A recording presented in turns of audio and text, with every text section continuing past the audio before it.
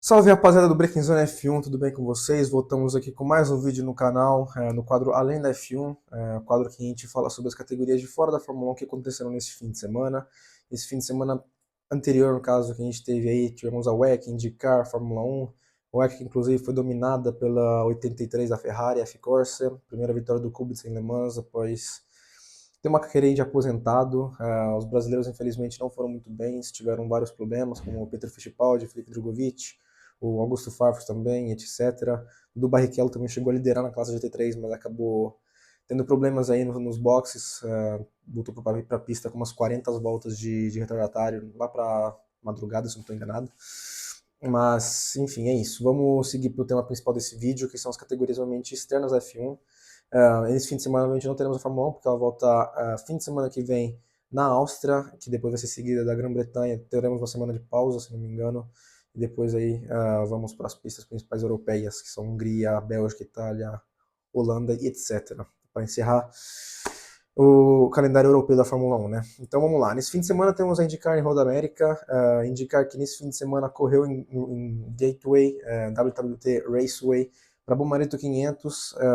Esse fim de semana marcou novamente outro fim de semana, acho que é o terceiro seguido, se não me engano, do campeão Alex Palou, ele que venceu 5 corridas esse ano, incluindo a Indy 500, mais uma vez fora do pódio, no caso, pela terceira vez seguida. Teve uma situação anômala em Detroit, que ele acabou sendo, digamos, jogado pro muro por David Malucas e ele acabou não podendo pontuar. Já nesse fim de semana ele se classificou muito mal e era uma pista difícil de ultrapassar. Nesse fim de semana da IndyCar a gente viu como o Conor Daly, Pato Ward, também Christian Rasmussen, que acabou chegando no pódio aí, estão se dando muito bem nos ovais. Santino Ferrucci também, grande piloto nos ovais, principalmente nas largadas quando tem uma caution. O Santino Ferrucci ele é maestro em, digamos, ultrapassar por fora nos ovais. Ele que tem um grande talento aí nas pistas, digamos, mais rápidas do calendário. Então, nesse fim de semana a gente deve voltar para uma condição mais normal em Roda América. Teremos Alex Palou aí provavelmente brigando pela vitória novamente. Ele que teve uma sequência aí de pódios, como eu falei agora, mas acabou sendo interrompida desde Detroit, se eu não me engano, ou antes ainda.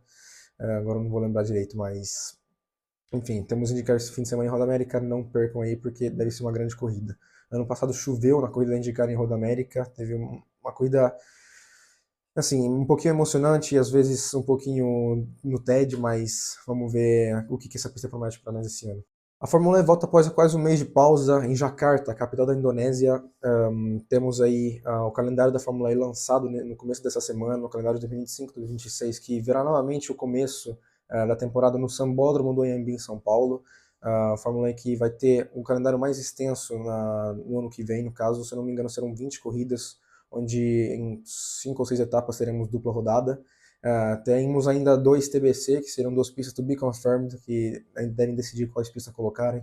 Eu, pessoalmente, espero a Itália, porque a Fórmula E na Itália foi muito bem recebida, desde o E-Prix de Roma, o E-Prix de Misano também encheu as arquibancadas. Então, vamos ver aí o que vai acontecer.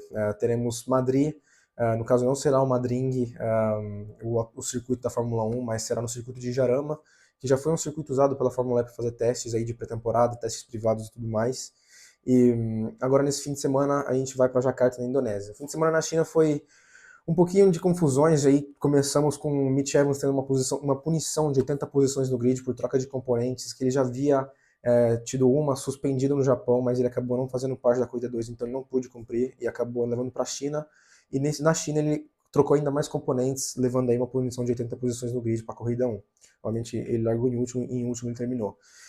Não foi um fim de semana bom para Oliver Rowland, ele que conseguiu um top 5 na primeira corrida e uma corrida fora dos pontos na segunda, porque a segunda corrida foi uma corrida com chuva, ela teria atrasos aí no quali, na treino livre também, então acabou sendo uma corrida mais difícil, tiveram poucas ultrapassagens aí, a economia de bateria foi, digamos, essencial, né, porque os pilotos dependiam muito da saída de curva para ultrapassar alguns carros, porque no final da reta seria difícil nas freadas.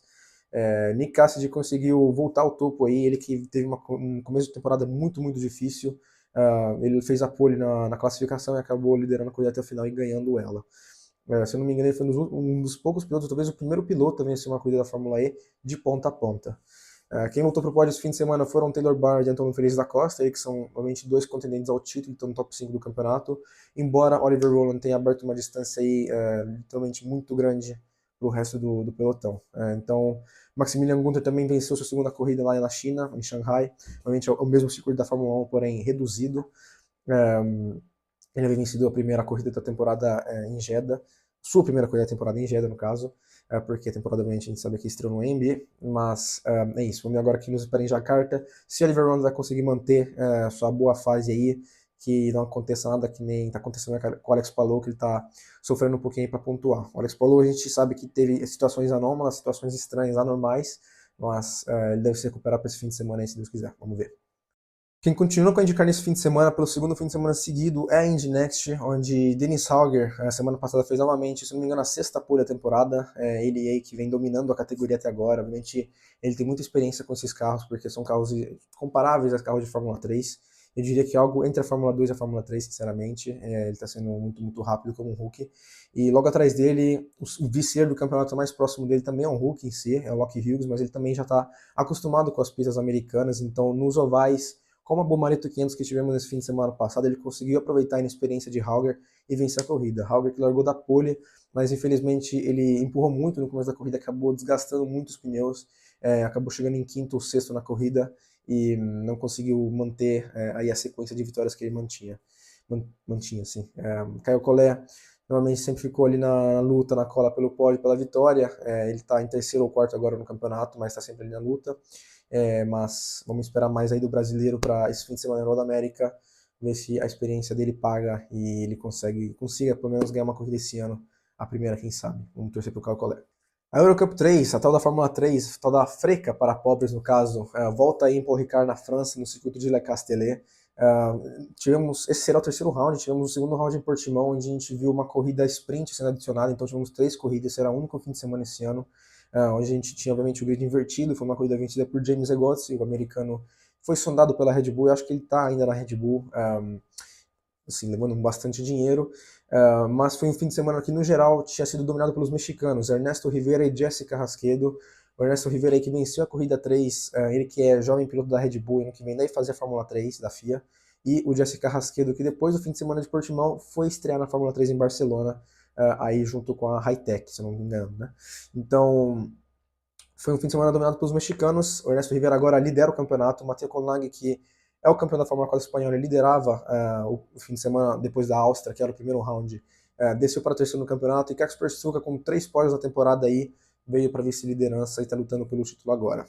A Fórmula 4 volta depois de um mês de pausa em Monza, pista que a gente verá, obviamente, quase 40 carros aí, teremos uma reta muito longa para os pilotos batalhar quanto quiserem, teremos aí 4-wide, tipo, será muitos carros pequenos aí entrando na curva 1 de Monza, sempre emocionante a Fórmula 4 de Monza, ela nunca deixa a desejar, sempre cheia de batalhas, colisões e tudo mais. Desde a classificação, os pilotos também sentem muito a pressão de conseguir um vácuo sem que atrapalhe a volta deles, porque é muito importante, cara. Tipo, com certeza, é sempre certeza que no quali da Fórmula 4 em Monza sempre terá alguém com vácuo e ele vai ter muita vantagem por isso, porque os pilotos brigam literalmente no milésimo na Fórmula 4 por ser carros quase iguais aí, né? Provavelmente eles são operados por equipes diferentes.